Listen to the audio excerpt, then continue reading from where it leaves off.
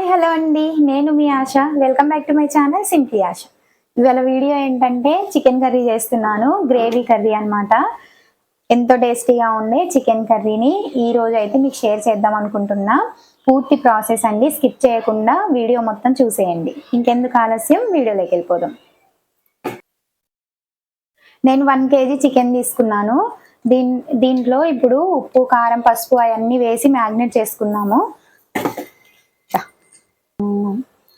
ఉప్పు వేసుకోవాలి.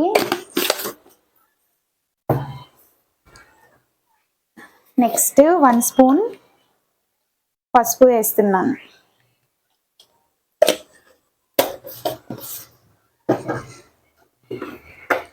నెక్స్ట్ కారం.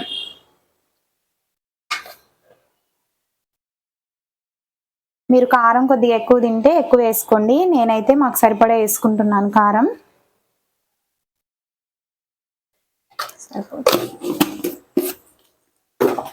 ఇప్పుడు అల్లం పేస్ట్ కూడా వేసుకుందాం దీంట్లో.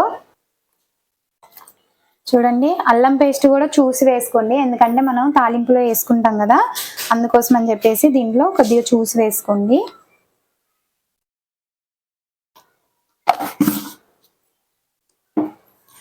ఇప్పుడు అంతా కలిసేటట్టు మంచిగా మ్యారినేట్ చేసుకుందాం ఈ చికెన్ని. దాన్ని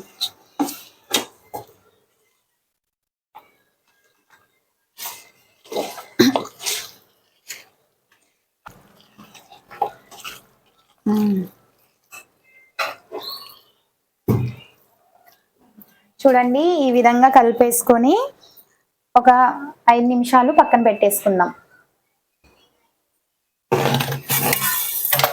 ఇప్పుడు చికెన్ కర్రీలోకి మసాలా నూరుకుందాము. మసాలా ప్రిపేర్ చేసుకుందాము. ఫస్ట్ 2 స్పూన్ల ధనియాలు వేసుకోవాలి.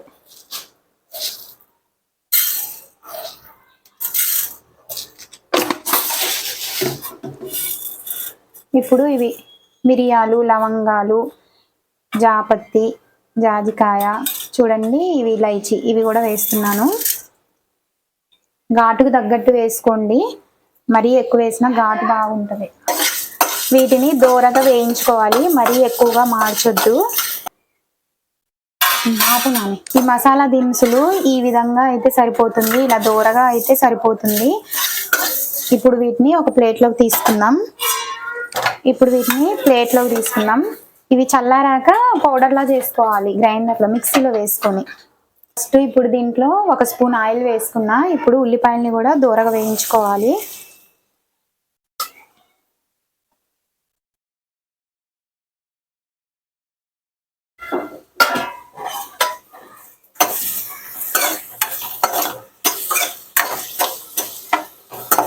ఈ ప్రాసెస్లో చేయండి, కర్రీ మాత్రం సూపర్ టేస్ట్ వస్తుంది. అసలు గ్రేవీ కూడా చాలా బాగా వస్తుంది.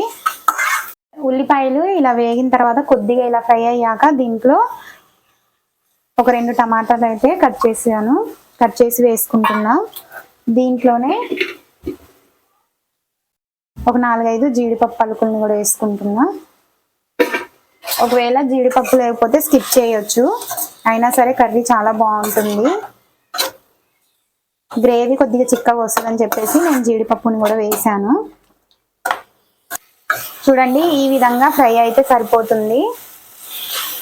ఇలా ఫ్రై అయితే సరిపోతుంది. ఇప్పుడు స్టవ్ ఆఫ్ చేసేసి జార్లో వేసుకొని పొడి చేసుకుందాం.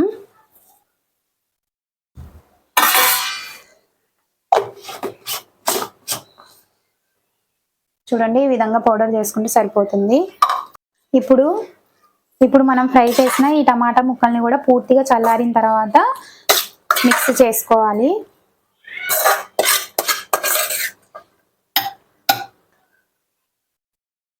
ఈ విధంగా మెత్తగా పేస్ట్లా చేసుకోవాలి. ఇప్పుడు ఒక గిన్నె పెట్టుకొని ఒక 4 స్పూన్ల ఆయిల్ వేసుకోవాలి.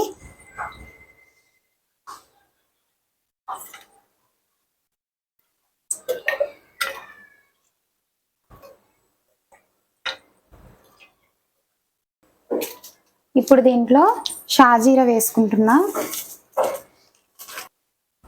ఒక 3 పచ్చిమిర్చిని అయితే ఇలా కట్ చేసి వేసుకుంటున్నా. 2 బిర్యానీ ఆకుని కూడా వేసుకుంటున్నా. ఇప్పుడు దీంట్లో అల్లం పేస్ట్ కూడా వేసుకుంటున్నా. కొద్దిగా వేసుకోవాలి, ఎందుకంటే మనం చికెన్లో కూడా అల్లం పేస్ట్ వేసుకున్నాం కదా, అందుకోసం అని చెప్పేసి దీంట్లో కొద్దిగా వేసాను.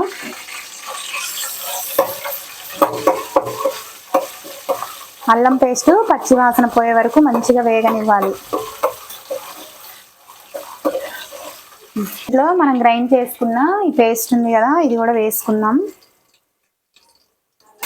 ఈ పేస్ట్ కూడా మంచిగా నూనెలో వేగాలి. ఇప్పుడు మూత పెట్టేసుకొని ఒక 2 మినిట్స్ మంచిగా వేగనిద్దాము. ఎందుకంటే ఆయిల్ మొత్తం పైకి రావాలి. ఆయిల్ మొత్తం పైకి వస్తే ఆ పేస్ట్ అనేది మంచిగా నూనెలో వేగినట్టు అండి. ఆయిల్ పైకి వస్తే ఇది మంచిగా పేస్ట్ ఫ్రై అయిపోయినట్టు. ఇప్పుడు దీంట్లో మనం చికెన్ కూడా వేసుకున్నాము.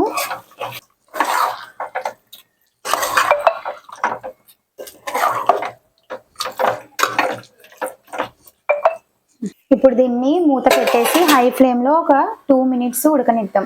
ఇలా ఒక 2 మినిట్స్ హై ఫ్లేమ్లో పెట్టడం వల్ల ఉప్పు కారం అనేది చికెన్కి మంచిగా పడుతుందండి. 2 మినిట్స్ తర్వాత చూద్దాం. చూడండి, మంచిగా ఉప్పు కారం చికెన్కి మంచిగా పడుతుంది. స్మెల్ కూడా సూపర్గా వస్తుందండి అసలు. ఇప్పుడే దీంట్లో ఇందాక పొడి చేసుకున్న ఈ మసాలా పొడి ఉంది కదా, అది కూడా వేసుకుందాం. వేసుకుని ఒకసారి మిక్స్ చేసుకుందాం.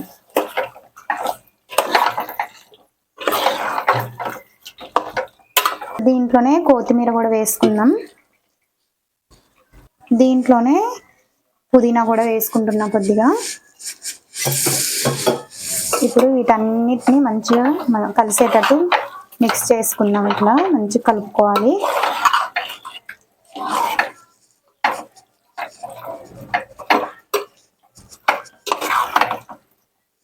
ఇప్పుడు దీంట్లో ఒక 2 గ్లాసుల వాటర్ పోసుకుందాం.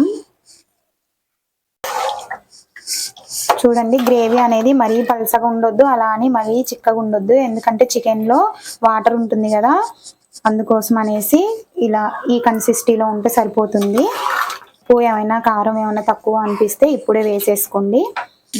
ఇప్పుడు మూత పెట్టేసి ఒక 5 to 6 మినిట్స్ వరకు మీడియం ఫ్లేమ్లో ఉడికించుకుందాం. ఒక 5 మినిట్స్ తర్వాత చూడండి ఇలా ఉడుకుతుంది. ఇప్పుడు పూర్తిగా సిమ్లో పెట్టేసి ఒక 2 మినిట్స్ ఉడకనిద్దాం. ఒక 2 మినిట్స్ తర్వాత చూడండి ఇలా ఆయిల్ మొత్తం పైకి వస్తే మన కర్రీ మొత్తం మంచిగా ఉడికిపోయినట్టే. చూడండి అసలు ఎంత బాగుందో. వేడి వేడి అన్నంలో వేసుకొని తింటే అసలు ఎంత టేస్టీగా ఉంటుందో. చూడండి ముక్క కూడా మంచిగా ఉడికిపోయింది. ఇలా మీ ఇంట్లో వాళ్ళకి సేమ్ ఈ ప్రాసెస్లో చేసి పెట్టండి, అందరూ మంచిగా లొట్టలు వేసుకుంటూ తింటారు. ఇదండి మన వీడియో. నా వీడియో కనుక మీకు నచ్చినట్టయితే ఖచ్చితంగా మన ఛానల్ని సబ్స్క్రైబ్ చేసుకోండి. మరిన్ని వీడియోస్ కోసం నా ఛానల్ని ఖచ్చితంగా ఫాలో అవ్వండి. అలాగే లైక్ చేయండి, షేర్ చేయండి. నా వీడియో ఎలా ఉందో కామెంట్ సెక్షన్లో కామెంట్ చేయండి. Thank you for watching.